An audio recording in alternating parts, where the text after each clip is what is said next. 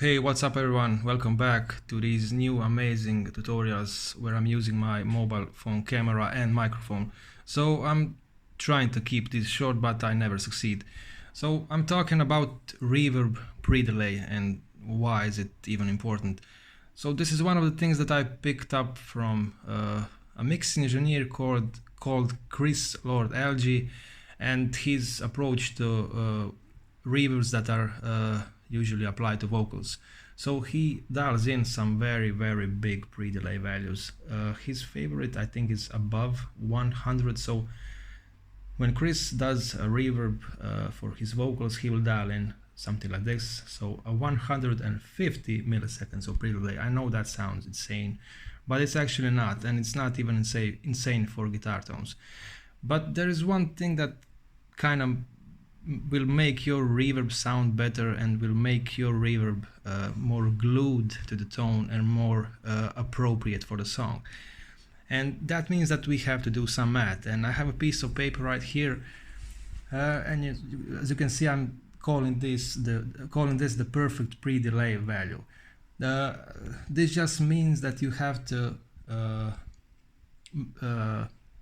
adjust your pre-delay value based on the tempo of your song, which is expressed in BPMs, which is beats per minute. So let's do the math. So first thing that we have to answer is how many milliseconds is inside 1 minute. So if you know Latin, you will know what this word means, the milli word, and you will quickly find out that 1 minute is equals 60,000 milliseconds. And so let me go back to the pod go now. So if we enter the settings, the global settings, and I scroll all the way to the MIDI tempo, you will see that the BPM of this particular preset is 99. And I'm not gonna do math with that sort of number. So I'm gonna do math with 120 because that's the default BPM value that you're all gonna see inside the PodGo. So if you divide 60,000 by 120, which is the BPM of our song, we will get the value of 1 quarter note. So 1 quarter note equals 500 milliseconds. So this, if we divide 60,000 by 120, we get 500 milliseconds, which is 1 beat or 1 quarter note.